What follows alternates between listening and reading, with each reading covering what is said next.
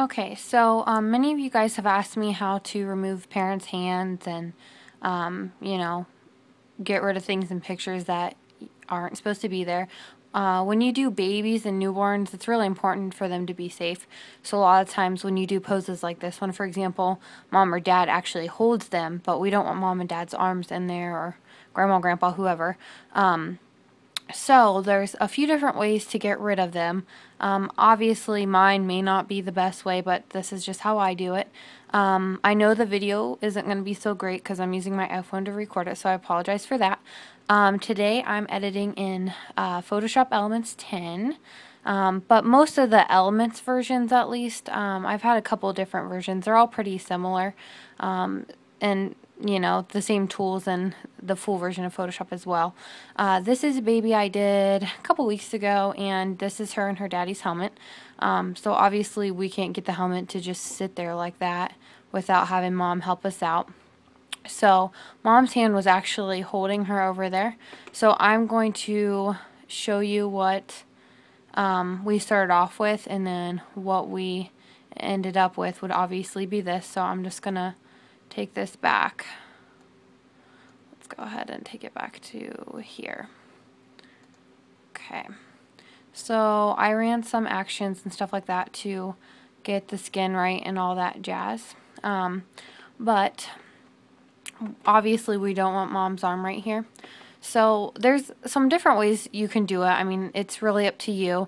Some people will take your marquee tool and cut out part of this side of it. This background, you can just copy it, and then you can paste it, and then you can move it over and, you know, cover it up that way. That's a pretty easy way. Sometimes that doesn't work though. If you have like you have different lighting on one side than the other, then obviously it's not going to line up. So I'm just going to delete this layer here. Another thing you can use is the clone stamp tool, which will make it bigger so you can see it. You can copy a part of an image. This is good if you have pattern backdrops, and then just move it over to, you know, wherever you want that part of it. And then what I use mostly is a smudge tool. It takes a little bit of time, but I feel like it does, you know, a clean job. So what I'm going to do, I came down here and got my smudge tool. I know it's kind of hard to see. And then I'm just going to start moving mom's arm out of here. So I'm just going to push her out of the picture. And another thing to keep in mind when you're doing pictures like this is a lot of times their arms and stuff will cause shadows, so you want to make sure you get the shadows out of there too. So you can tell, like, this white backdrop is a couple different colors here because of how the shadows fall, but that's okay because I'll fix it when we're done at the end. So I'm just going to kind of bump it up along close here, and then I'm just going to bring this white all the way down because I want it to be even, and I want the color to be even. So I'm just going to bring that all the way down. So now that shadow is gone, but we still have mom's head here by the baby. So I'm going to zoom in pretty close, and I'm going to shrink my smudge tool down because I don't need it that big. And then what you're going to do is you're just going to go along and clean up the edges, and you're just going to be really, really careful because you don't want to go over too far. So we're just going to do one quick swipe down here.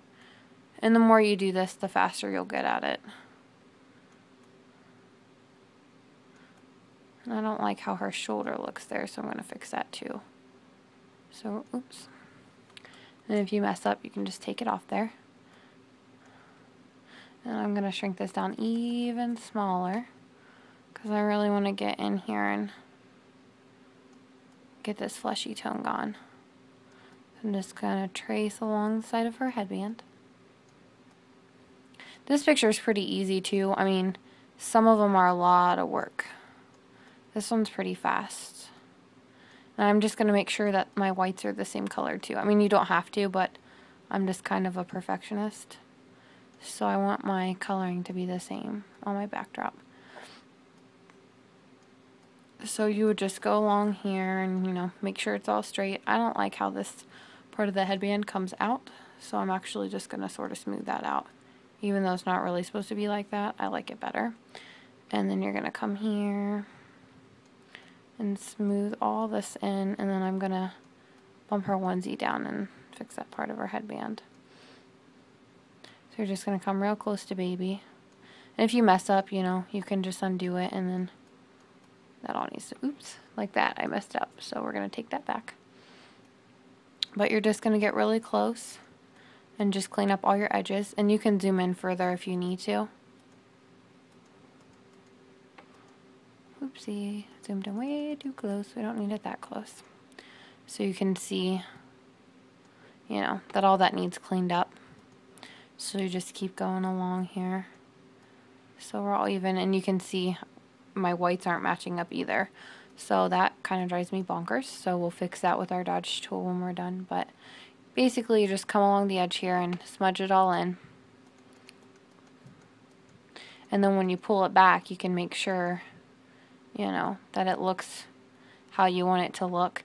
And then like how this is kind of a like shadowy white, what I would do is go in with my dodge tool and change the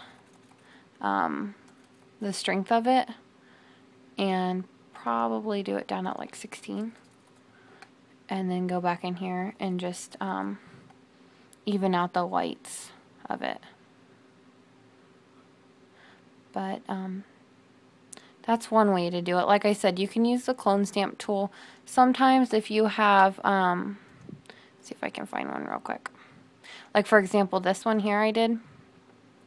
I don't know how well you guys can see, but in the first one, Mom's hand was there. So I actually had to copy the backdrop. It's kind of a busy backdrop, so you can't just smudge it. So I ended up having to copy the backdrop from other spots and then erase Mom's hand out of here. And I used the clone stamp for that. Another thing you can do too is sometimes you can even use the healing brush tool to clean it up too. And then, you know, you have your blur tool as well.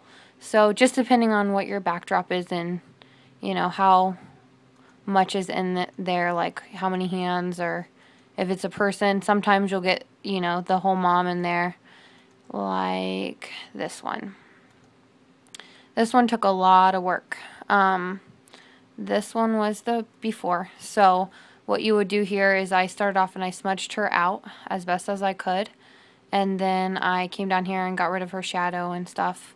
And then what I actually had to do was zoom in really, really close and use my clone tool to copy the parts of his clothes to cover up her fingers. This one took a long time. And then I also used my healing brush tool too to kind of even it out so it was a smoother look. And I think I fixed the seam too because the shirt was flipped up. So I used my clone stamp in that too. So depending on, you know, what you're trying to get out of there and how much would depend on what kind of tools you use. But as you can see with this one, this was the before and then this was the after.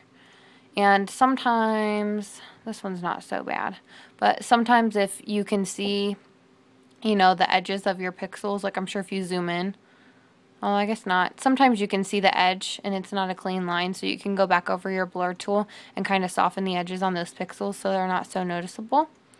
But that is how you edit out mom, dad's hands, so that way we can have a safe, happy baby, because we don't want any babies to get hurt. So, again, I apologize for the video quality. I know it's not very good, but that is how I do it.